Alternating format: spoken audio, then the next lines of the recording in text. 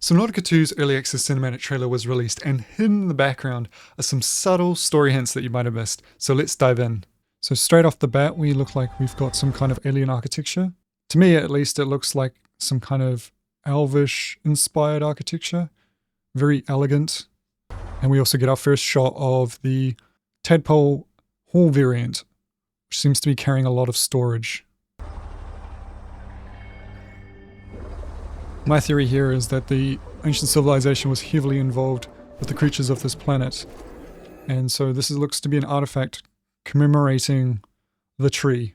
I know a lot of people were throwing around suggestions that it might be some kind of sapling for the plant, but I think it's more likely to be an artifact that was created by the ancient civilization for their culture.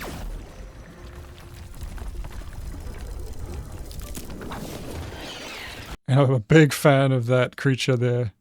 It reminds me heavily of a facehugger, and I know in Below Zero they had a very similar looking creature. Well, not similar looking, but did the same thing where it would hide in the sand, and as soon as you get into proximity of it, it would start to grab your leg and pull you down into its mouth. I really like the jump scare potential of this version though. I love how he's so naive of his colleagues being eliminated one by one. It really fits the multiplayer experience. We also get a better look at the whole variant of the tadpole. And this creature here looks very sturgeon inspired, with a harpoon that it shoots out of its mouth. I like it. Very, very unique design. Very scary.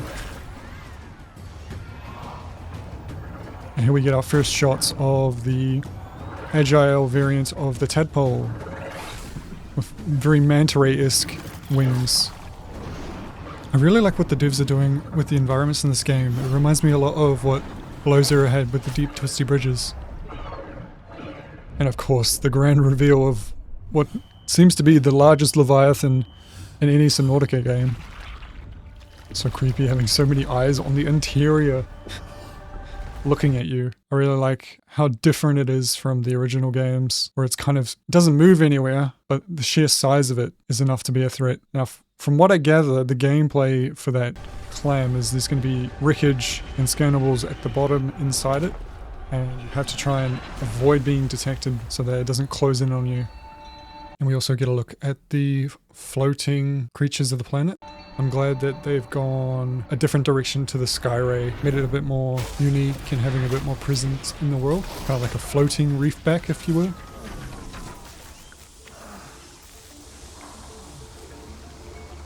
And we finally get to see the world tree, which looks phenomenal and really interesting design. Actually very similar to what the artifact looks like.